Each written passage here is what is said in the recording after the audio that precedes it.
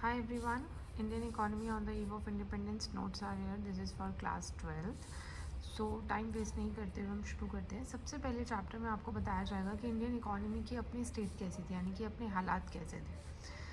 तो जब sole purpose of Britishers was to make India act as a supplier of raw material, तो Britishers जब आए उनका मेन पर्पस क्या था कि वो बस हमें एक सप्लायर बना दें रॉ मटेरियल का और अपनी एक्सपैंडिंग मॉडर्न इंडस्ट्रियल बेस को और भी स्ट्रॉन्ग करें, क्योंकि यहाँ से जब उनको रॉ मटेरियल सस्ता मिलेगा तो वो और सस्ता बनाएंगे और वो उसको वाइडली बेच पाएंगे. तो उन्होंने क्या चाहा कि इंडिया को रॉ मटेरियल का सप्लायर बना दिया जाए और अपनी इंडस्ट्री को स्ट्रॉन्ग किया जाए. Then lower level of economic development. अब इकोनॉमिक डेवलपमेंट ऑलरेडी नहीं हो रखी थी हमारी ज़्यादा, लेकिन before the advent of British rule के आने से पहले क्या था, agriculture was the main source of livelihood. तो ये आपको याद रखना है कि मेन सोर्स ऑफ लिवलीहुड क्या था, एग्रीकल्चर, जो कि क्वेश्चन बहुत बार पूछा जाता है, ट्रू फॉल्स MCQ में आता है.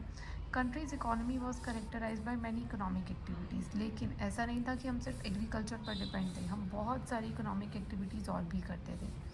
India well known for handicraft industries, हम हैंडीक्राफ्ट इंडस्ट्रीज़ में थे, जैसे कि cotton, silk, textiles, metal and precious stone. World wide market थी हमारी, क्योंकि हमारा क्वालिटी, फाइन क्वालिटी थी मटेरियल की and high standards of craftsmanship. हमारी क्राफ्ट बहुत अच्छी थी. ड्यूरिंग द ब्रिटिश रूल, अब ब्रिटिश रूल में क्या हुआ, ब्रिटिशर्स ने कौन सी पॉलिसी फॉलो की, protection and promotion.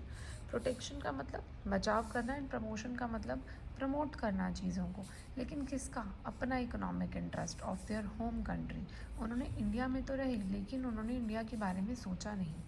Hence India became supplier of raw material and consumer of finished products from British. अब क्या हुआ, हम रॉ मटेरियल के सप्लायर तो बन ही गए जैसा हमने ऊपर पढ़ा था, और हम कंज्यूमर बन गए किसके, फिनिश प्रोडक्ट्स के. हम अपने ही रॉ मटेरियल उनको देते और उनसे उन्हीं का बना हुआ फिनिश प्रोडक्ट खरीदते थे. सोचो हमारी हालत.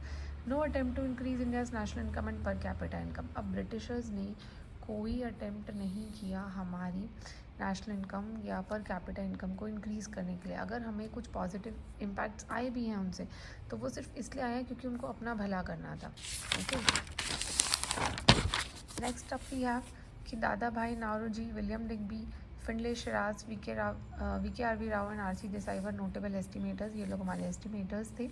तो कंट्री का रियल पुट हमारी 20th सेंचुरी में बहुत ही कम था, इट वॉज लेस देन 2%. तो ये आपसे क्वेश्चन पूछा जा सकता है कि भाई आउटपुट कितना था, कौन कौन से लोगों ने एस्टिमेटर्स थे, किन्होंने हेल्प की थी. उसके बाद हम इंडियन इकोनॉमी को पढ़ेंगे कि डिफरेंट सेक्टर्स में हमारे ऊपर क्या इम्पैक्ट पड़ा. ऐसी और वीडियोस के लिए सब्सक्राइब करना ना